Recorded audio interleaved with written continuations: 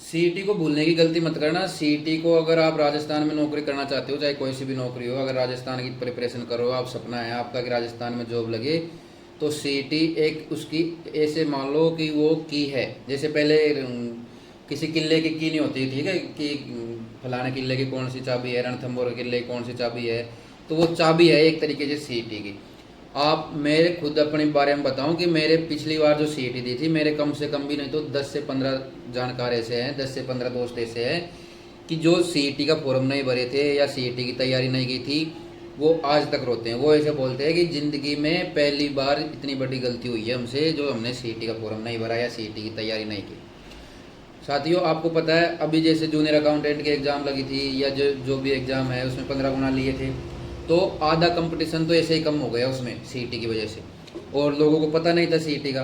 तो मैं ये बोलूँगा आपको कि सीईटी को भूलने की गलती करना ही मत, चाहे कुछ भी हो जाए। फॉर्म भरना और इसकी तैयारी करो जरूर, मतलब भयंकर रूप से युद्ध स्तर पर तैयारी करो आप इसकी। अभी तो आपको पता है इसके फॉर्म ऑनलाइन हो गए, सितंबर में इसकी एग्ज़ाम है, पर इसकी तैयारी आप इस हिसाब से करो कि अगर आपने ढंग से इसकी तैयारी कर ली ना, तो कोई सी भी एग्ज़ाम दो राजस्थान की, कोई सी भी, चाहे से वो आरएस की हो, एसआई की हो, डिप्टी जेलर की हो, या फिर कोई भी एग्ज़ाम हो, पटवार नीचे से लेके ऊपर तक जितनी भी एग्ज़ाम है ना, उन सब का रामबाण सीईटी। अगर आपने इसकी ढंग से तैयारी कर ली ना एक बार, तो आपकी आधी तैयारी तो यहीं पे होगी। उसके बाद में आपको ज़्यादा तैयारी करने की ज़रूरत नहीं है, फिर आपको रिवीजन करने की ज़रूरत है। इसलिए आप एक बार इसको पढ़ लो ढंग से। अगर आपने कभी पढ़ाई नहीं की है या फिर यूट्यूब चैनल पे या फिर कहीं भी क्लास नहीं ली है, तो आप इसकी क्लास भी ले सकते हो। पर अभी सितंबर में तो एग्ज़ाम ही है इसकी, अभी मतलब बोला जा रहा है कि भाई सितंबर में एग्ज़ाम है, ऑफिशियल तो है नहीं कुछ, पर सितंबर में एग्ज़ाम होने की इसकी संभावना है।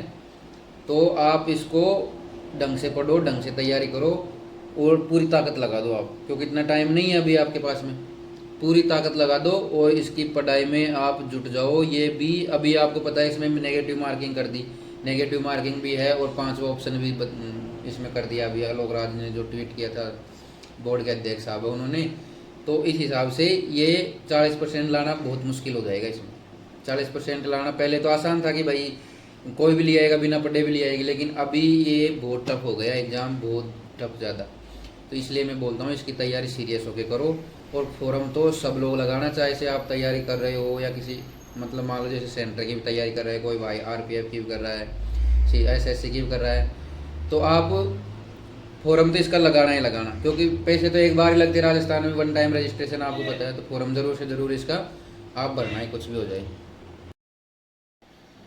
तो अब इसमें साथियों क्या है, राजस्थान की लगभग सारी भर्तियां इसके अंदर आ गई सीईटी के अंदर। जैसे पटवार आया, वीडियो है, बड़ी भर्ती है, ज़्यादा ज़्यादा पूरा महीने में भरा जाए, तो ये सब भर्तियां सीईटी के अंदर आ गई। और इसके अब की बार में पेपर भी इसका लेवल हाई रहेगा, ये आपको पता है, पेपर इसका बहुत हाई रहेगा। और नेगेटिव मार्किंग कर दी, 5 ऑप्शन रहेगा। और आपको पता है अभी जूनियर अकाउंटेंट का पेपर कैसा आया था, संगणक का पेपर कैसा आया था।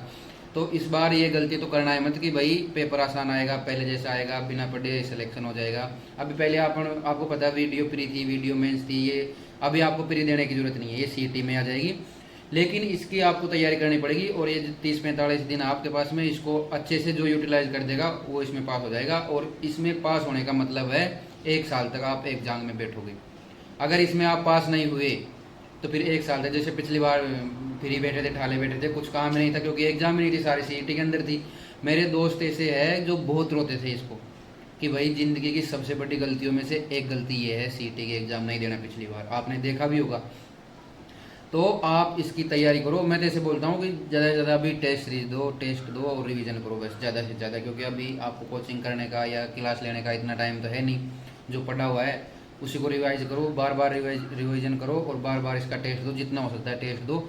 और इसमें नेगेटिव मार्किंग है, 5वां ऑप्शन है, ध्यान रखना। पेपर तगड़ा ही बनाएगा अभी अधीनस्थ बोर्ड, आपको पता आजकल सीरियस हो गया वो भी, पेपर खतरनाक ही बना रहा है। जो भी देखो, कोई सा भी पेपर देख लो आप, खतरनाक बना रहा है, कट ऑफ हाई जा रही है। इसलिए मैं बोलता हूँ कि अभी झुक जाओ, कहीं इधर उधर भटको मत, तो इसका फॉर्म भरो और फॉर्म भरने के बाद में तैयारी में जुट जाओ। अगर आपको राजस्थान में जॉब लगना है तो ये प्राइमरी है, इसमें आपको करना ही पड़ेगा। दोस्तों, पिछली बार जो सीईटी लगी थी उसमें क्या है, लोगों ने सीरियस नहीं लिया था, स्कोर ऐसे लिया था। मेरा खुद रूम पार्टनर है मेरा, वो टेक्नीशियन है वैसे तो होने को तो, लेकिन वो हम दोनों जूनियर अकाउंटेंट की तैयारी कर रहे थे, तो उसने इतना सीरियस लिया नहीं इसको। और उसके क्या है, सीईटी में वो फेल हो गया फिर। और जूनियर अकाउंटेंट की तैयारी को उसने ज़्यादा वरीयता दी और सीईटी को कम, क्योंकि उसको ऐसा लगता था कि भाई, सबको ऐसा लगता था पहले शुरुआत में कि भाई ऐसे ही पास हो जाएंगे, इसको इतना सीरियस लिया ही नहीं था किसी ने भी, वो बेचारा फेल हो गया, अभी तक रोता है। मेरे कम से कम 10-12 ऐसे जानकार है जो सीईटी ना देने की वजह से बहुत पछताते, बहुत ज़्यादा, मतलब कि भाई उनको सबसे बड़ी गलती उनके लिए।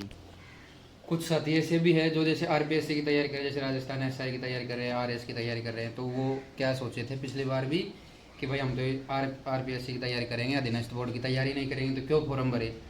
वो पूरी साल पछताए थे, वो ऐसे निठल्ले हो गए, तो मतलब कोई एग्ज़ाम दे नहीं सकता अब सीईटी के बिना, तो सारे पूरी साल उन्होंने ऐसे निकाल दी घूमने फिरने में, टेंशन लेने में ऐसे। इसलिए मैं बोलता हूँ कि भाई ये सीईटी की आप सीरियस लेके तैयारी करो, पूरी साल आपको इसके बेस पर ही एग्ज़ाम देनी है और इसके बेस पर ही बहुत सारे लोग नौकरी भी लगे हैं।